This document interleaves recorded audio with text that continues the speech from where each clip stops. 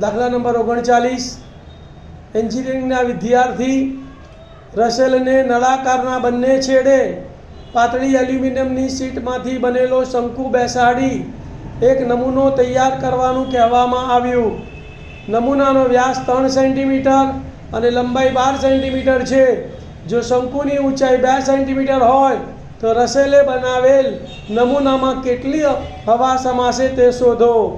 ધારી લો કે નમૂનાના બહારના અને અંદરના માપ લગભગ સમાન છે.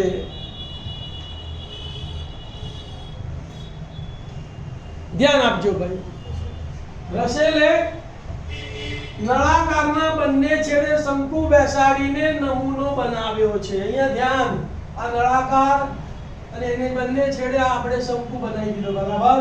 આ શંકુની ત્રિજ્યા, આ શંકુની ઊંચાઈ, આ નળાકારની ઊંચાઈ, આ નળાકારની ત્રિજ્યા અને આ શંકુની ઊંચાઈ તમને આપેલો છે. નમૂનાનો વ્યાસ કેટલો છે?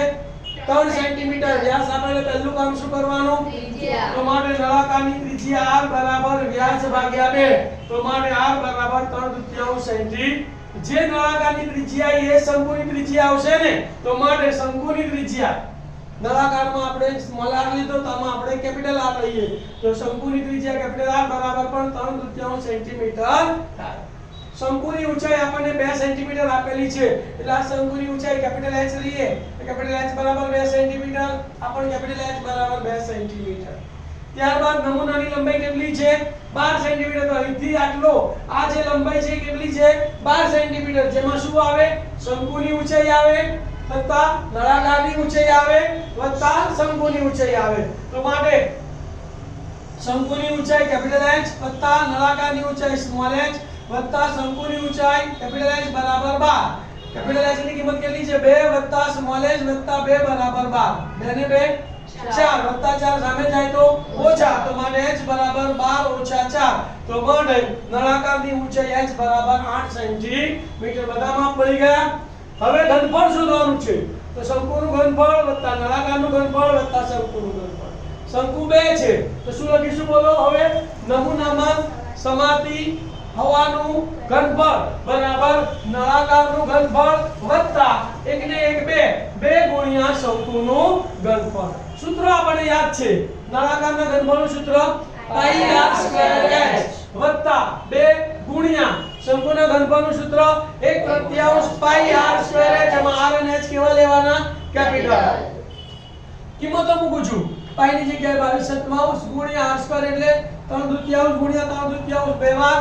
અને નળાકારની ઊંચાઈ કેટલી છે? 8. તો ગુણ્યા 8 વત્તા ના વત્તા 2 ના 2 ગુણ્યા 1/3 ના 1/3 પાઈ ની જગ્યાએ ગુણ્યા 22/7 r સ્ક્વેર. આની ત્રિજ્યા કેટલી છે? 3/3. તો 3/3 ગુણ્યા 3/3 બે વાર. અને શંકુની ઊંચાઈ કેટલી છે? એટલે ગુણ્યા 2. બંનેમાં કોમન જુઓ. 22/7 3/3 બંનેમાં છે. તો એ બંનેમાંથી કોમન કાઢ્યું. કેટલા કોમન કાઢ્યા? 22/7 ગુણ્યા 3/3 ગુણ્યા 3/3 કોમન કાઢ્યા ગુણ્યા અહીંયા કેટલા વધ્યા? 8. અહીંયા અંશમાં 2 × 2 2 4 વધ્યા અને છેદમાં 3 વધ્યા. તો છેદમાં 4 વધ્યા. એટલે કૌંસમાં કેટલા આવશે? 8 + 4. અહીંયા છેદ ઉડાડીએ તો 2 કેટલા આવે? 11. તો અહીંયા કેટલા વધ્યા? 11 ગુણ્યા 3 ગુણ્યા 3 અંશમાં વધ્યા છેદમાં 7 ગુણ્યા 2. અને આનું સમરૂપ આપે અપૂર્ણાંકના સરવાળા બાદબાકી આવે એટલે લસા લેવો પડે. કેટલો લસા આવશે? 3 8 તારીખ 24. 24 + 4 એટલે 28. અંશમાં 28 આવશે ને છેદમાં તો બરાબર 28 છેદમાં 3.